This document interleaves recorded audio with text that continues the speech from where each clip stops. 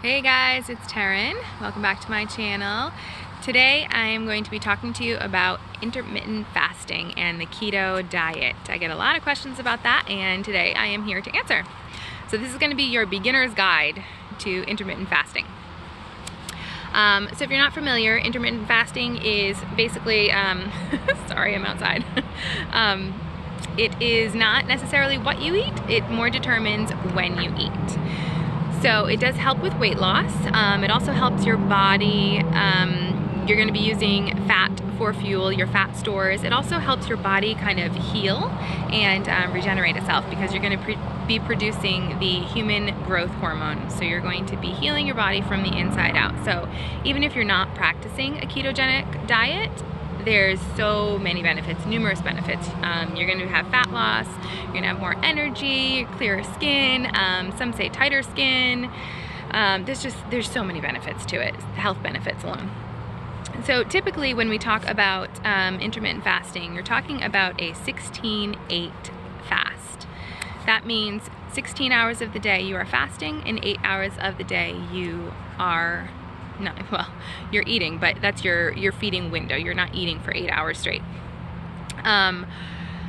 So 16 hours, when I say that, it does sound kind of scary, but if you think about it, you're fasting when you're fasting overnight, or if you're working at night, you're fasting for some portion of the day when you're sleeping.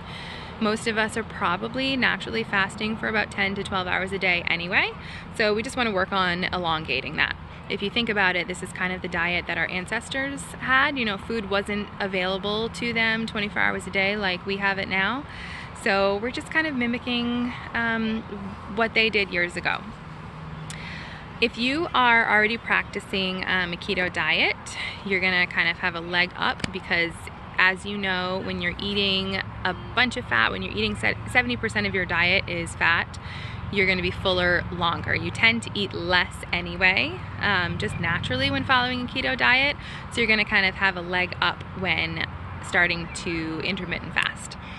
Now, if you are not already practicing the keto diet and you're not already fasting, I do recommend doing one or the other, not both, to start. It's just a little bit too much to start.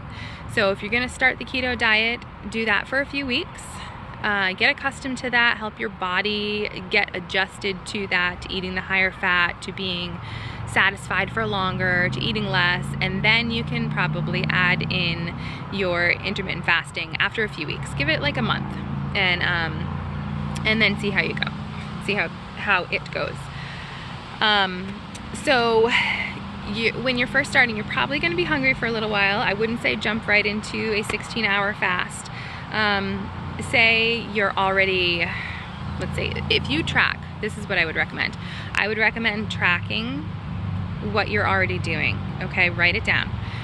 Track how many hours you are sleeping at night, track how many hours you are not eating. If you eat your dinner, say, at 7 o'clock at night, and then you're gonna have a snack at 9 o'clock, and then you wake up and you eat breakfast at, 7, right? You know that you have had a 10-hour fast. So track that for a few days. If 10 hours is your typical, you'll know that. If your 12 hours is your typical, you'll know that. If it's less, hopefully it's not, but you'll know that. Track your foods, track when you're eating your snacks, when you're eating your meals, and things like that, just so you have a baseline to go from. Now, one thing I will say, snacks. When you are trying to do intermittent fasting, you really want to minimize your snacks. You want to do that anyway if you're following a keto diet, because the longer that you can go without eating, the better. Your body will pull from your stored fat and use that as its fuel source. So if you're constantly eating, if you're eating every 2 hours, your body is going to only be using the food that you are eating as its fuel source. Even if you're eating a keto diet, when you're eating a keto diet, you want your body to be pulling from the fat instead of the carbs, because you're not having carbs, right? So you can be following a perfect keto diet, but if you're eating every hour, every 2 hours, your body's only using the fuel that you're putting into it. So it's not going to use your stored fat as its fuel. So hopefully you can see if you're not eating for a longer window, you know, whether it's fasting or not, if you're not snacking and you're even going, you know, the 3, the 4, the 5 hours, your body has a chance to actually pull from your fat stores. So you are going to experience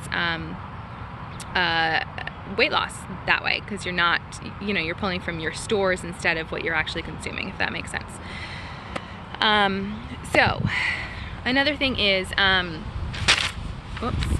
people ask me a lot what they can eat to break a fast, like what will break their fast. And there's a lot of schools of thought about this. I encourage you to do your own research, figure out what you are comfortable with and what works for your body. But the standard is really 50 calories will break your fast. So this means you can't have much, right, if you want to break your fast. Coffee, black coffee, regular tea, no sweeteners, water is okay.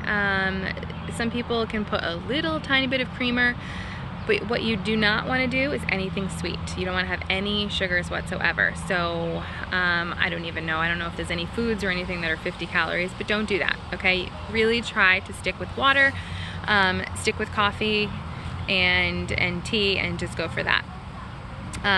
I use exogenous ketones in the morning. They're typically about 40-45 calories, and that will not break your fast. So if you use those, just know that's not going to break your fast.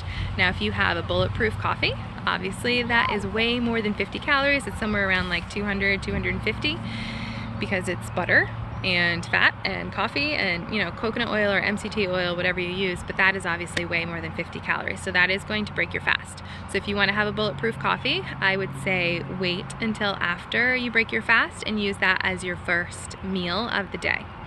There is some research to say if you're only fasting just for weight loss and you're not fasting to produce the human growth hormone and heal your body from the inside out and that stuff, if you're only doing this for weight loss and you want to have a bulletproof coffee in the morning or a fat coffee, whatever you call it, that's okay. It's going to put you right into ketosis, or it's going to keep you in ketosis and help you with your weight loss. So that is okay, but just know that it is going to technically break your fast, but if you're only doing it for weight loss, then that should be okay.